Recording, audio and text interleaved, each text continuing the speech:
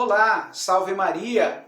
Vamos ver um pouco mais da história do desenvolvimento das congregações marianas ao longo da história desses 457 anos de existência. Bem sabemos que as congregações marianas elas surgiram em 1563 por iniciativa do padre Jean Leonis num colégio em Roma. O principal objetivo era um aperfeiçoamento da vida cristã para esses leigos inseridos dentro da Igreja Católica, dentro de uma vivência mariana, dentro de um apostolado mariano. Essas congregações surgiram, foram se expandindo para outras cidades, para outros países. E a partir dessa associação pioneira que foi elegida canonicamente, surgiram dentro da igreja outras também associações com outro teor, com outra história dentro da vida da Igreja Católica. Mas as congregações marianas com o mesmo teor, com a mesma sustentabilidade, com a mesma história, foram se expandindo.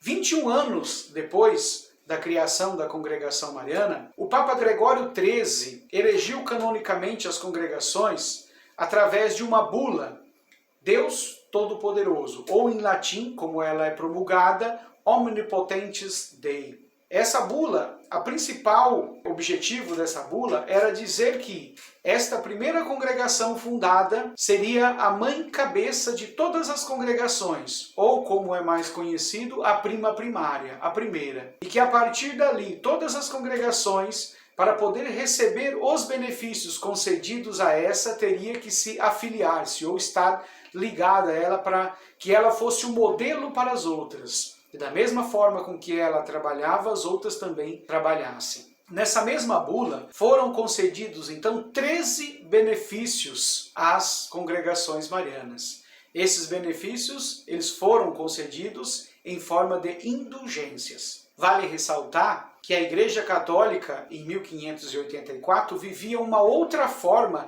de dispensar as indulgências aos cristãos, ou uma outra forma os cristãos tinham de lucrar essas indulgências. Nós hoje, na Igreja Católica, vivemos o que a Igreja nos ensina através do Concílio Vaticano II, porque foi editado o que a gente conhece por Manual Indulgenciário. Elas continuam válidas, essas indulgências a nós, mas a maneira da gente lucrar é um pouco diferente. E vale ressaltar também que não foi só nesse documento que nós recebemos esses benefícios enquanto congregados marianos. Em vários outros documentos nós recebemos esses benefícios e que continuam válidos, continuam eficazes na nossa vida de congregados marianos até hoje. Temos que cumprir alguns requisitos, digamos assim, para que a gente possa lucrar essas indulgências. Já no ano de 1587, foram aprovados, então, as primeiras regras comuns a todas as congregações marianas filiadas. Vale lembrar que essas regras comuns, durante essa história, elas foram sofrendo várias alterações, várias aprovações, até chegar ao que a gente conhece hoje como as regras de vida, que tivemos aí a última revisão pela CNBB em 1992. Depois, em 1748, já com 185 anos após a fundação, o Papa Bento XIV concedeu às congregações especiais privilégios e graças através de uma outra bula, a Gloriosa Senhora, ou, em latim, a Gloriosae Domini. Essa bula, ela passou a ser conhecida como a Carta Magna das Congregações Marianas a partir de 1748, porque ela trazia algumas orientações mais severas a respeito da filiação das congregações, que as congregações marianas que surgissem a partir daí, se elas não tivessem ligadas, afiliadas e cumprindo exatamente como a primeira congregação ou a prima primária, ela estaria fora de receber os benefícios concedidos às congregações marianas, que poderia ser tudo, menos uma congregação mariana. Então ela traz uma série de observações, ditando que a partir daí as congregações teriam que seguir rigorosamente e filiadas à prima primária. E que a partir daí todas as congregações que surgissem teriam o dever de se agregar à prima primária. Já em 1948, 385 anos após a fundação das congregações marianas, e em comemoração aos 200 anos da bula Senhora Gloriosa, o Papa Pio XII lançou então um outro documento, a Constituição Apostólica Bis Seculare Die. Esse documento, em comemoração aos 200 anos da exortação apostólica Senhora Gloriosa, ele trouxe 29 itens nesse documento, não só reafirmando todos os outros documentos que foi feito, mas dando alguns direcionamentos para as nossas congregações marianas.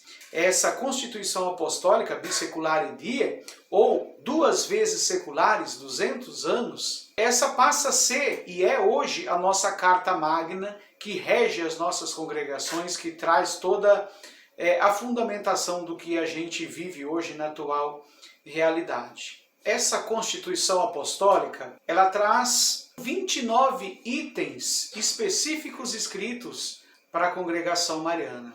Gostaria de partilhar com vocês aqui alguns dos mais importantes.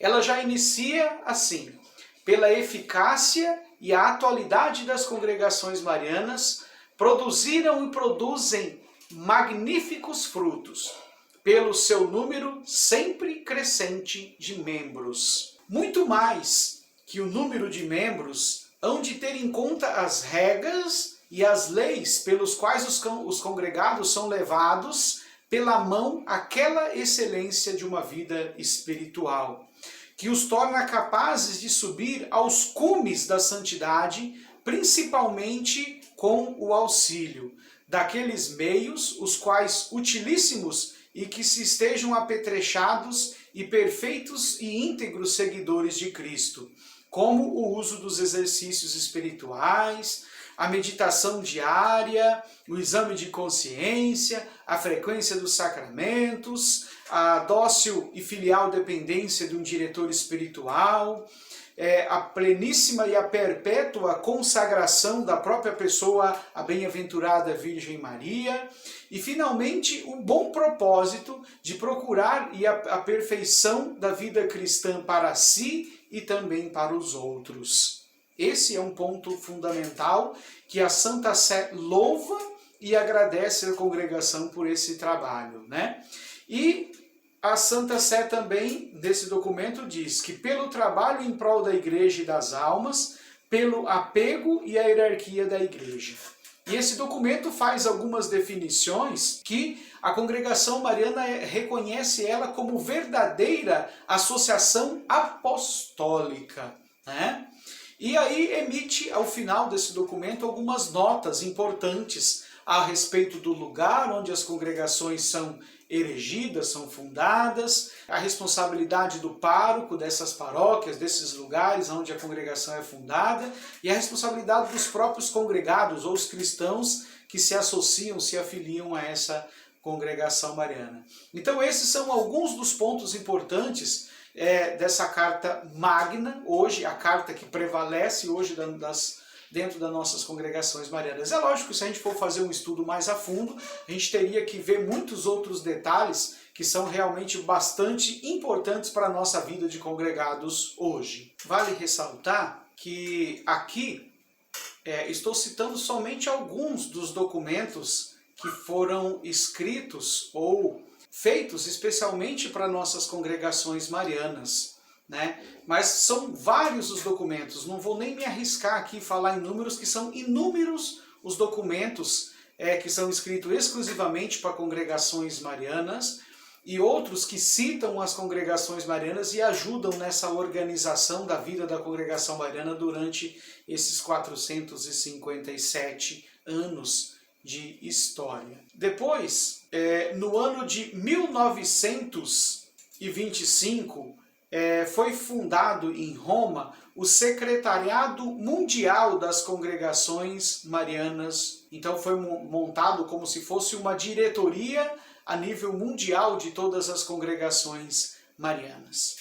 Depois, em 1954, 391 anos após a fundação da Congregação Mariana, foi realizado em Roma um grande congresso, onde foi convidado todos os congregados das congregações pelo mundo afora. Existe um número de 155 países que existiam congregações marianas, né? 1.291 dioceses. Eram então um número de 6 milhões de congregados marianos esparramado pelo mundo afora. Então aqui está um pouquinho, bem abreviado, da história das nossas congregações marianas durante esses 457 anos. O como as nossas congregações chegaram no Brasil e a história de como ela iniciou aqui, nós vamos ver nos próximos vídeos. Se você gostou da história da congregação mariana, gostou desse vídeo, curte e compartilhe. E venha acompanhar conosco os próximos vídeos, porque nós somos mais que amigos marianos. Salve Maria!